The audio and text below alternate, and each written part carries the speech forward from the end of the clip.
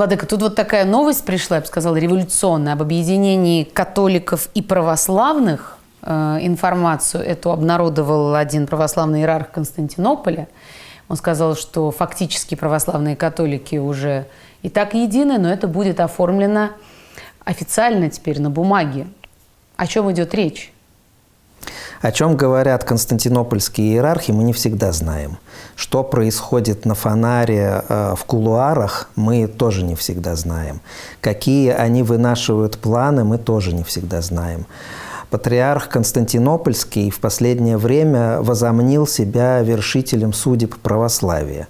Он считает, что он может единолично принимать какие-то решения, поэтому если он примет единоличное решение о том, что православная церковь воссоединяется с католической церковью, то удивляться здесь нечему. После того, как он принял единоличное решение о том, что, оказывается, Украина всегда была территорией Константинопольского патриархата, и что та украинская православная церковь, которая насчитывает 12,5 тысяч приходов, более 100 архиереев, более 250 монастырей, что она вообще как бы не существует. Я думаю, что на фоне таких абсурдных и антиканонических решений не будет ничего удивительного в том, чтобы Константинопольский патриарх без согласия других поместных церквей, без решения тех многочисленных вопросов, которые стоят на повестке православно-католического диалога, просто объявил о том, что произошло воссоединение, подписал бы какую-нибудь бумагу. Для нас, для Русской Православной Церкви, эта бумага ничего не будет значить.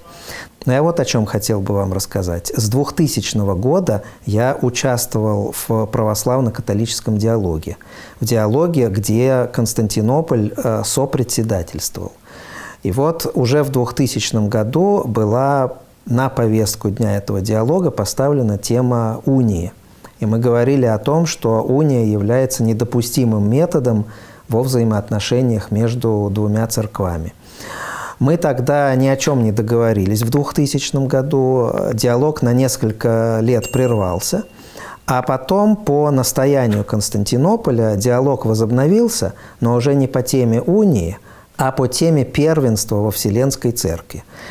И вот с моей точки зрения та политика, которую проводил Константинополь в этом диалоге, была направлена не на то, чтобы достичь воссоединения православных и католиков, а на то, чтобы, позаимствовав католическую модель, создать такую же модель управления в православной церкви. Иными словами, чтобы у нас появился некий непогрешимый папа, который принимает единоличные решения, а мы все обязаны им подчиняться. В нашей православной церкви никогда такого, слава Богу, не было. Я думаю, что никогда такого не будет.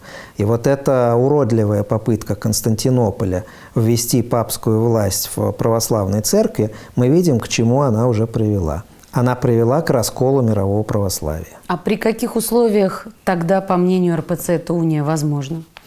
Я думаю, что уния невозможна ни при каких условиях, но мы знаем те пункты, которые разделяют православных и католиков. Они накопились в течение веков.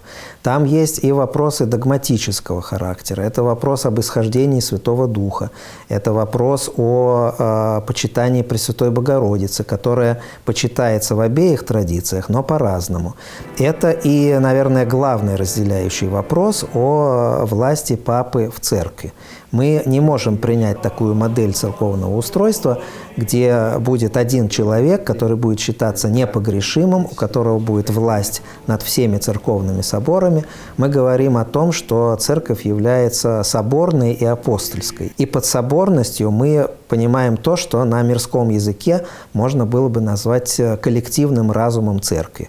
У нас в каждой поместной церкви патриарх подотчетен архиерейскому собору, а не архиерейский собор подотчетен патриарху.